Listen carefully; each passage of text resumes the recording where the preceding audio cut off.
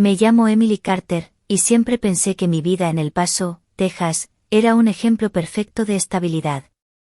Mi esposo, John, un contador meticuloso y reservado, llevaba más de 10 años trabajando en una firma local. Rubicundo, alto, con esa forma de hablar pausada que hacía que todos confiaran en él. Si alguien hubiera apostado por qué matrimonio iba a durar para siempre, seguro nos habrían puesto como ejemplo. John tenía esa actitud tranquila de hombre que nunca levanta la voz, que arregla cualquier fuga de agua sin llamar al plomero y que llega puntual a todas partes.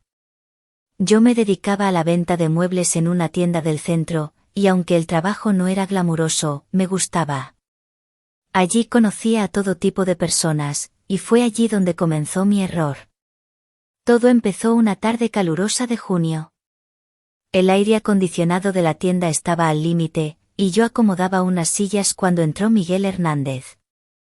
Moreno, de cabello negro y ondulado, sonrisa amplia y un acento mexicano que arrastraba como si fuera música.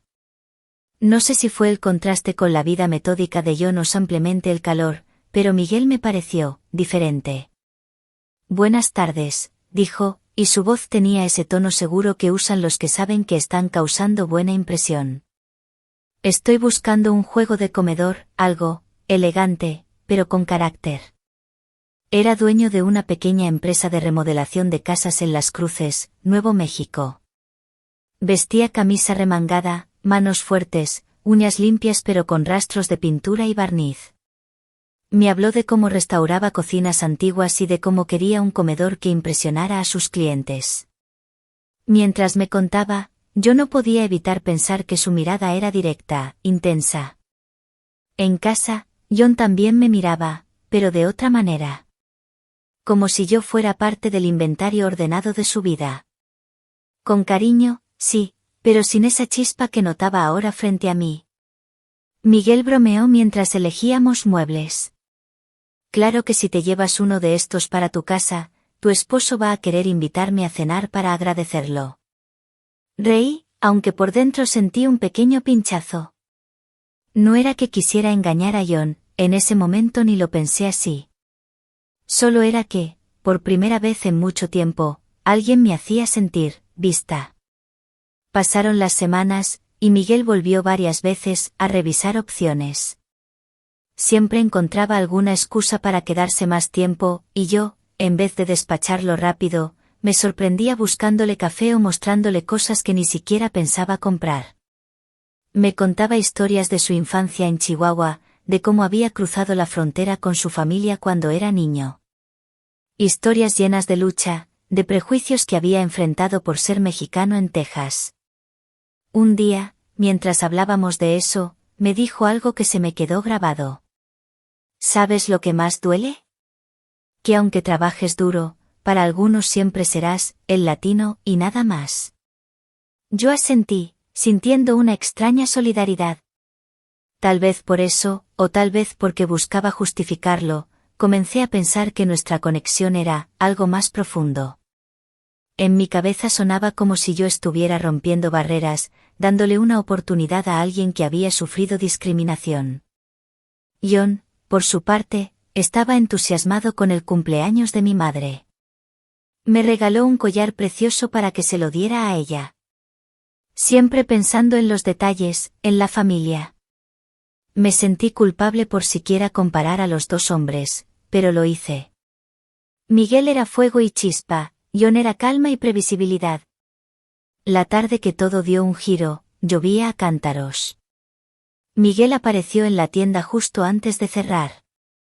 ¿Te llevo a casa?, preguntó, mirando la tormenta.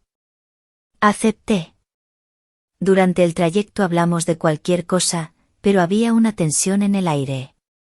Cuando me dejó frente a mi casa, no se fue enseguida. Me miró con esa sonrisa medio atrevida, medio triste. Eres diferente, Emily, susurró. No eres como las demás. Me quedé paralizada. No fue un beso, no fue nada físico, pero en mi mente, ya había cruzado una línea. Esa noche, mientras John veía un documental en el sofá, yo no podía dejar de pensar en Miguel. En su mirada, en su voz, en esa sensación de ser especial. Y aunque me decía a mí misma que no pasaría nada, muy en el fondo sabía que estaba abriendo una puerta que sería imposible cerrar. La semana siguiente, John estaba más ocupado que nunca en su trabajo. Largas horas en la oficina, reuniones y auditorías. Por las noches llegaba agotado, se servía un té y se sentaba frente al televisor. Yo, mientras tanto, seguía atendiendo en la tienda, y esperando, aunque no lo admitiera, la llegada de Miguel. No tardó en aparecer.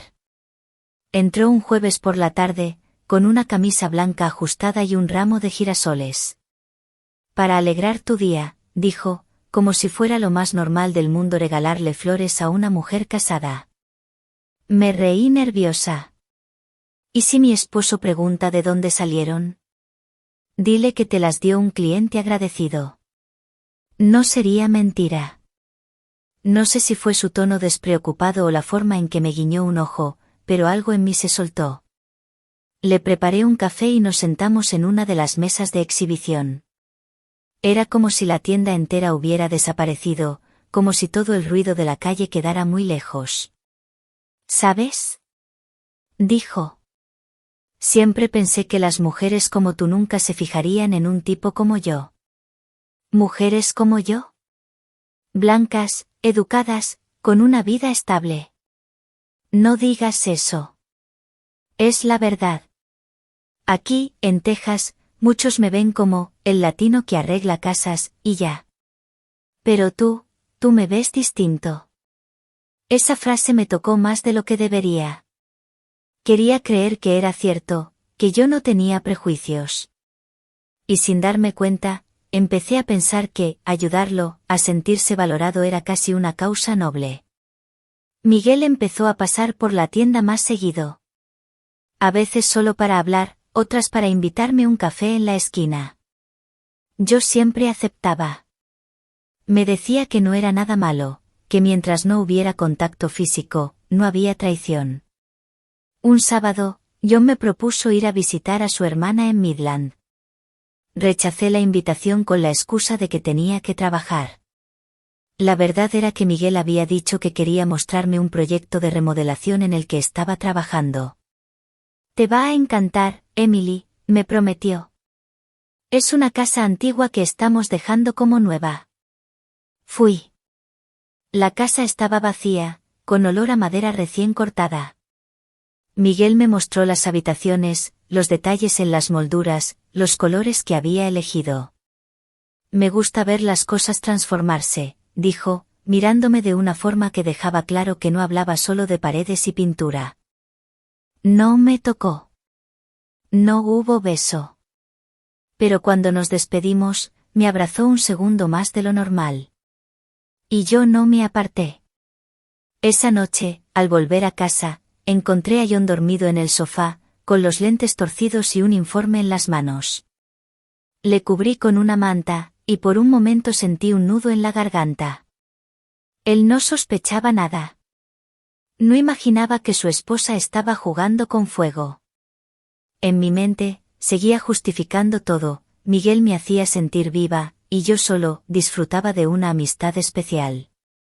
Pero si de verdad era amistad, ¿por qué cada vez que sonaba mi teléfono, lo escondía de John?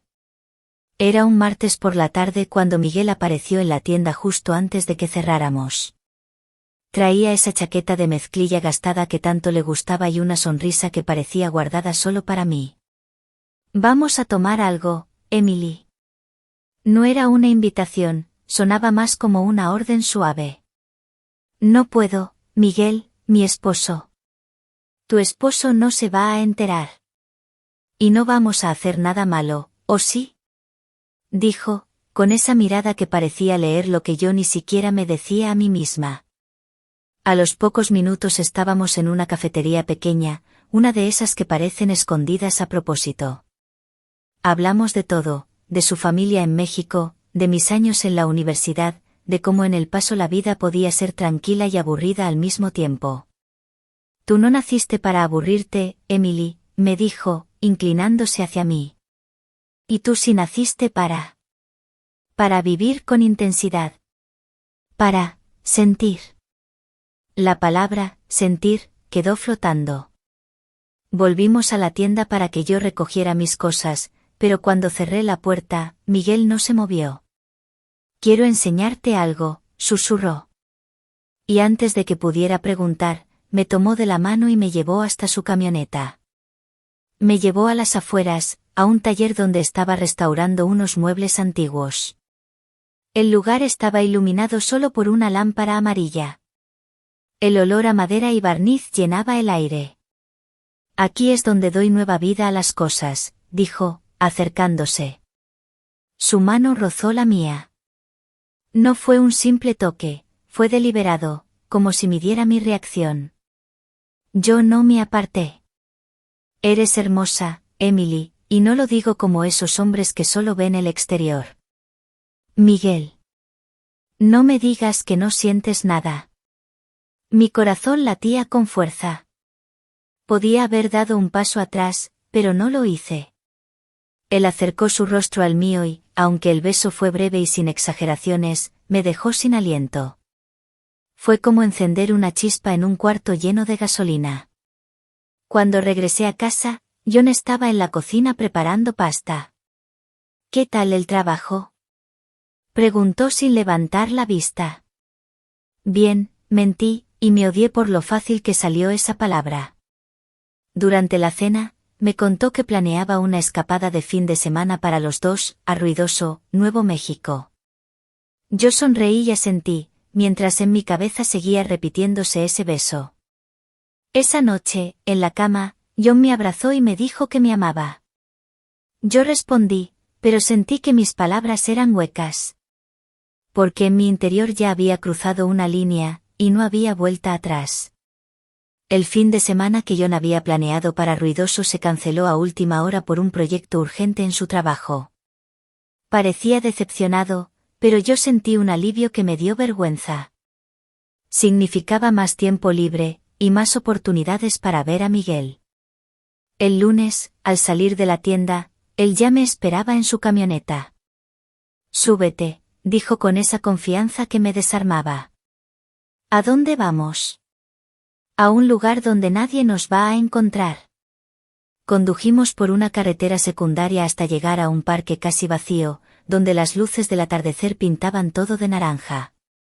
Caminamos por un sendero, hablando poco. Miguel llevaba una bolsa con comida que había preparado. En México, la comida es amor, dijo sonriendo. Y yo sé que tu marido no te cocina así. Reí, aunque sabía que esa broma tenía un filo.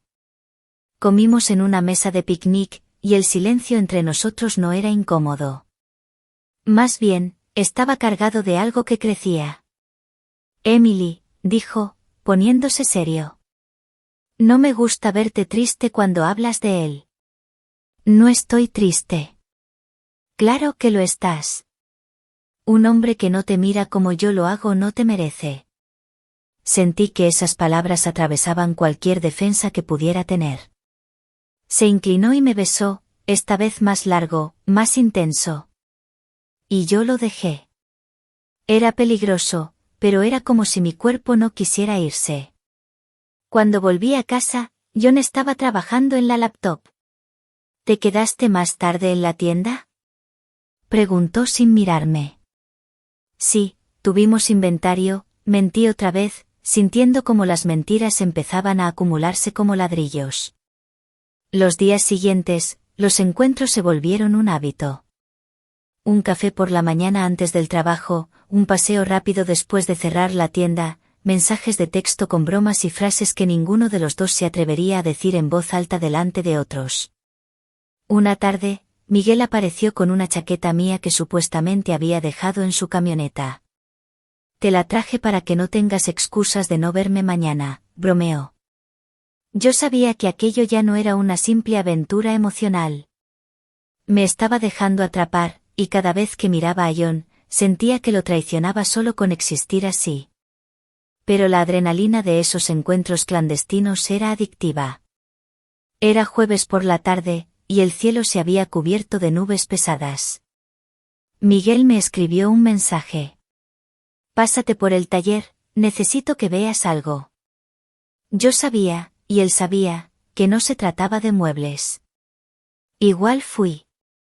El taller estaba en la parte trasera de una casa que él usaba como oficina, en un barrio tranquilo. Cuando entré, el aroma a madera recién cortada se mezclaba con el de su colonia. No esperaba que vinieras tan rápido, dijo con una sonrisa ladeada. No tenía mucho trabajo. Nos sentamos en un banco largo, y él empezó a mostrarme unos acabados para un comedor. Pero pronto su mano encontró la mía, y la conversación cambió. Sus labios rozaron los míos, y esta vez no hubo reservas. Fue un beso largo, intenso, que hizo que el mundo alrededor se borrara. De repente, escuchamos el sonido de una puerta de auto cerrándose afuera. Miguel se separó de golpe. Espera, creo que es mi primo. Vino a dejarme unas herramientas. Miré por la ventana y mi corazón dio un salto. No era su primo, era Linda, una clienta habitual de la tienda, y amiga de la hermana de John. Si nos veía juntos, la noticia llegaría a mi casa antes que yo. Métete por la puerta de atrás, susurró Miguel, abriendo una salida lateral. Salí casi corriendo, tratando de no hacer ruido, y me escondí detrás de su camioneta. Escuchaba a Linda saludarlo y hablar de un pedido que quería hacer. Cada minuto me parecía una hora. Finalmente, ella se fue, y yo regresé al taller con las manos temblando. Eso estuvo cerca, dijo Miguel, sonriendo como si fuera un juego. No es gracioso. Si me descubre. No lo hará. Y aunque lo haga, ¿qué? ¿Vas a dejar de vivir por miedo? Esa frase me persiguió todo el camino a casa. John estaba en la cocina, preparando un estofado. Llegas tarde, comentó, sin levantar la vista. Se me complicó cerrar la tienda, respondí, y sentí como esa mentira pesaba más que nunca. Esa noche no pude dormir. El riesgo me asustaba, pero también me excitaba. Y eso, aunque no quería admitirlo, era lo que me mantenía atrapada en todo esto. Después del incidente con Linda, pensé que Miguel se mostraría más cuidadoso. Me equivoqué. Al contrario, parecía disfrutar del riesgo, como si cada momento robado fuera una victoria personal. Una tarde, mientras atendía a un cliente en la tienda, recibí un mensaje suyo. Voy a pasar por ti en 20 minutos. No acepto un no. Le respondí que no podía, que tenía trabajo, pero 5 minutos después ya lo veía estacionado frente al escaparate, con esa sonrisa provocadora. Era como si supiera que yo no podría resistirme. Fuimos a un pequeño restaurante mexicano en las afueras. Miguel pidió para los dos sin siquiera consultarme, y cuando protesté, se rió. Confía en mí. Sé lo que te va a gustar. Mientras comíamos, empezó a hablar de John. Tu esposo es un buen tipo, seguro. Pero dime, ¿alguna vez te defendió de un comentario racista? No creo que. Exacto. No lo ha hecho, porque no entiende. No entiende lo que es vivir con una etiqueta. Tú sí me entiendes, y yo te entiendo a ti. Sentí como sus palabras me envolvían. No estaba segura de si tenía razón, pero sonaba convincente. Me hacía sentir como si nuestra relación fuera algo justificado, casi inevitable. Esa noche, en casa, John notó mi distracción. ¿Pasa algo?, preguntó, cerrando su laptop. No, solo estoy cansada. Llevas semanas así, Emily. No eres la misma. Esa frase me dolió más de lo que esperaba. Pero en vez de confesar, cambié de tema. En los días siguientes, Miguel comenzó a aparecer sin avisar. Un martes, llegó a la tienda con una bolsa de comida casera, para que no comas sola. Un viernes, me dejó en el bolso un llavero con un corazón de madera tallado por él. Para que me lleves siempre contigo, dijo. Era un gesto bonito, pero también una cadena invisible. Me estaba marcando, asegurándose de que pensara en él incluso cuando estaba con John. Un domingo por la mañana, John propuso ir a visitar a su madre en Las Cruces. En el camino, mencionó que había visto mi teléfono vibrar varias veces últimamente. ¿Quién te escribe tanto? Solo trabajo. ¿Trabajo un domingo? No insistió más, pero el silencio que siguió fue más incómodo que cualquier discusión. Sentí que una grieta invisible se abría entre nosotros, y Miguel, de alguna manera, estaba al otro lado, tirando de mí cada vez más fuerte. Era un viernes nublado, y John me avisó temprano que tendría que quedarse hasta tarde en la oficina revisando unos contratos. La noticia, que en otro tiempo me habría entristecido, me provocó un sentimiento que ya no podía negar: libertad. A las 6, Miguel me envió un mensaje breve. Te espero en el taller. No faltes. Cuando llegué, el lugar estaba iluminado por unas luces cálidas, y sobre una mesa había comida, vino y 2 velas encendidas. No sabía que también eras chef, bromeé, intentando disimular los nervios. Hoy lo soy. Para ti. Comimos entre risas y comentarios suaves. Él hablaba de su infancia en Chihuahua, de cómo siempre había sentido que debía probar que valía el doble por ser mexicano en Texas. Yo lo escuchaba, y en cada palabra encontraba una mezcla de vulnerabilidad y fuerza que me atrapaba. Después de cenar, nos quedamos de pie junto a la mesa. Él me miró con esa intensidad que siempre me desarmaba. Emily, ya no quiero solo verte a escondidas para hablar. Mi respiración se aceleró. Sabía perfectamente lo que quería decir. Esto es una locura, susurré. Entonces vamos a volvernos locos. Se acercó, y sus manos rodearon mi rostro. El beso fue profundo, pero contenido, como si ambos supiéramos que estábamos a punto de cruzar la última línea. Afuera, la lluvia empezaba a golpear el techo, creando un sonido constante, íntimo. No hubo nada explícito, pero su abrazo fue largo, sus manos se deslizaron lentamente por mi espalda, y sentí como el calor subía a mi rostro.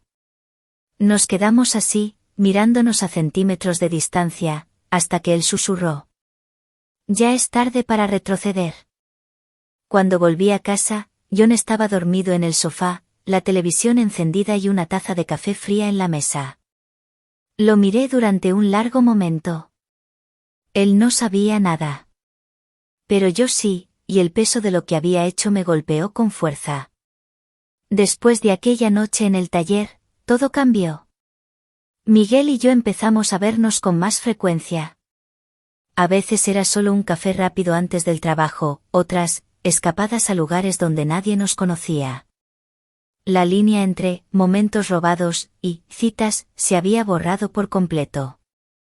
Miguel parecía encantado con el peligro. Un miércoles, incluso apareció en la tienda con una rosa escondida bajo su chaqueta. Para que pienses en mí cuando llegues a casa, me susurró al dejarla discretamente sobre el mostrador. Yo me reía, pero en el fondo sabía que estaba tentando a la suerte. John, mientras tanto, comenzó a observarme más. Estás mucho con el teléfono últimamente, comentó una noche, mientras cenábamos. Son cosas del trabajo. Trabajo que te hace sonreír así, supongo. Me quedé helada. No era un ataque frontal, pero estaba claro que me estaba midiendo.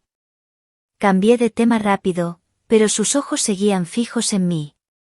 Ese fin de semana, Miguel insistió en que fuéramos a una feria en un pequeño pueblo cerca de Las Cruces.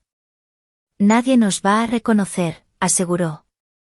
Pasamos la tarde entre puestos de comida, música en vivo y calles decoradas con luces. Era fácil olvidar la realidad allí, entre risas y fotos que él guardaba cuidadosamente en su teléfono pero nunca subía a redes. Al regresar a El Paso, recibí un mensaje de John. ¿Dónde estás? Pensé que ibas a llegar antes. Mentí sin pensarlo, le dije que estaba con una amiga de la tienda. Pero cuando llegué a casa, Su expresión me dejó inquieta. ¿Y cómo está Laura?, preguntó con una calma que me puso nerviosa. Laura ni siquiera trabajaba conmigo desde hacía meses. Bien, improvisé. No hablamos mucho de ella. John asintió despacio, pero no insistió. Esa falta de confrontación directa me inquietó más que cualquier interrogatorio. Era como si estuviera esperando a que yo me delatara sola. Esa noche, mientras él dormía, revisé mi propio reflejo en el espejo. Ya no era la Emily que podía mirarlo a los ojos sin apartar la vista. Y lo peor era que Miguel lo sabía, y parecía disfrutar viendo cómo cada vez me alejaba más de mi marido. Era un martes de otoño, con el aire fresco y un cielo claro que no dejaba adivinar lo que estaba por pasar. Miguel me escribió por la mañana. Hoy no acepto excusas. Te veo en el motel cerca de la carretera 375. Habitación 6. Mi corazón dio un vuelco. Nunca antes habíamos quedado en un lugar tan evidente, y el simple hecho de que lo propusiera me dejaba claro que sus límites eran distintos a los míos. Al mediodía inventé que debía ir a una cita con un proveedor. El motel estaba casi vacío, y la habitación olía a detergente barato. Miguel me recibió con una sonrisa amplia y esa seguridad que me atrapaba y me asustaba al mismo tiempo. Nadie nos va a ver aquí, Emily, aseguró, cerrando la puerta detrás de mí. Pasamos más de una hora entre risas, conversaciones y caricias medidas para no traspasar del todo las líneas que me daban una falsa sensación de control. Afuera, el ruido de los coches en la carretera nos recordaba que el mundo seguía girando. Cuando salimos, el sol comenzaba a bajar. Miguel me besó en el estacionamiento, y yo le pedí que parara. Es muy arriesgado aquí. Arriesgado es lo que hace que valga la pena. Me alejé en mi coche, intentando calmarme. Apenas había llegado a unas cuantas calles de mi casa cuando vi algo que me heló la sangre, el coche de John estacionado frente a la tienda, mi tienda, a esa hora en que supuestamente yo debía estar trabajando. No había forma de que no notara que yo no estaba allí. Aparqué a unas cuadras, respiré hondo y volví caminando. Encontré a John en la acera, mirando su teléfono. ¿Qué haces aquí?, pregunté, intentando sonar casual. Pasaba cerca y pensé en invitarte a comer. Pero la tienda estaba cerrada. Mi mente buscaba una respuesta. Salí a entregar unos documentos a un cliente. John me sostuvo la mirada un segundo más de lo normal. Luego asintió, sin sonreír. Bueno, entonces será la próxima vez. Cuando se fue, sentí que las piernas me temblaban. No sabía si me creía o si ya tenía todo claro. Lo que sí sabía era que el margen de error se había reducido a casi nada. Esa noche, mientras él estaba en la ducha, recibí un mensaje de Miguel. ¡Qué cerca, y qué emocionante! Yo lo miré con el corazón acelerado. No respondí.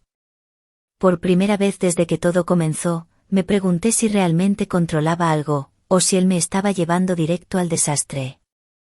El sábado comenzó como cualquier otro.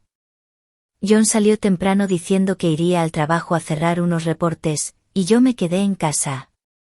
A media mañana, Miguel me llamó. Tengo libre hasta las 2. Pásate por mi apartamento. Dudé unos segundos. Después de lo que había pasado con John en la tienda, sentía que todo estaba demasiado tenso. Pero la voz de Miguel era insistente. Solo un rato. Llegué a su apartamento en un complejo modesto al otro lado de la ciudad. No habían pasado ni 10 minutos cuando tocaron la puerta. Miguel se asomó por la ventana y se puso pálido. Es John. No entendí cómo era posible, pero antes de reaccionar, la puerta se abrió. John estaba allí, firme, con la mirada helada y un teléfono en la mano. Hola, Emily, dijo sin levantar la voz.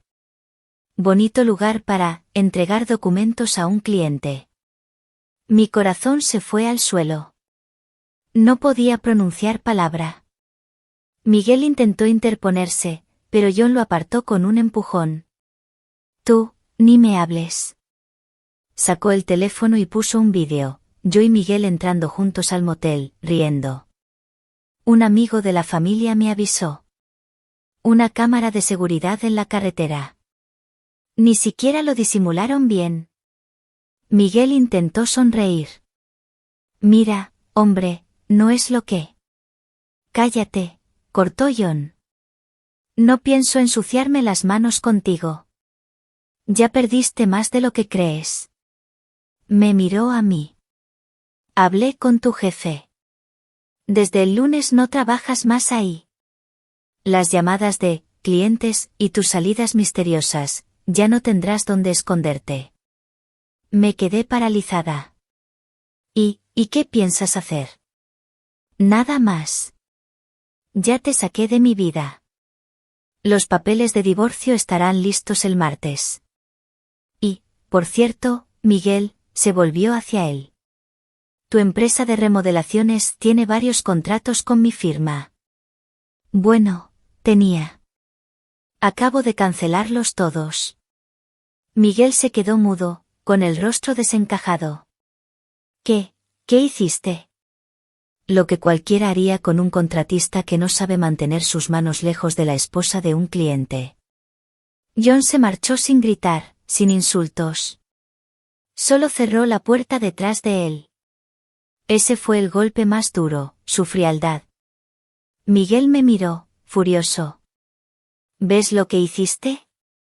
Ahora perdí los mejores contratos. ¿Lo que yo hice? Respondí, incrédula. Esto lo hicimos los dos. No, Emily. Tú fuiste la que no supo cubrir sus huellas. Salí de allí sintiendo que el suelo se me movía. Volví a casa para encontrar una maleta con mis cosas y un sobre con dinero en efectivo. Una nota en la mesa. No me llames. No te busques excusas. Vive con lo que elegiste. Esa noche me quedé en un motel barato, mirando el techo. Miguel no llamó. Y John, ya no estaba en mi vida. Semanas después, supe que John había empezado a salir con una mujer llamada Verónica, gerente de una tienda local, inteligente y querida por todos. Me enteré también de que había recuperado todos los contratos que había roto con Miguel, dándoselos a otra empresa. Yo, en cambio, trabajaba a tiempo parcial en un supermercado, compartiendo un apartamento pequeño con una compañera de trabajo. Miguel desapareció. Ni un mensaje, ni una llamada. Entendí entonces que para él yo no era más que un juego. Y que John, al final, había ganado, tenía su vida, su dignidad y una nueva pareja, mientras yo solo tenía recuerdos amargos y un apellido que ya no podía usar.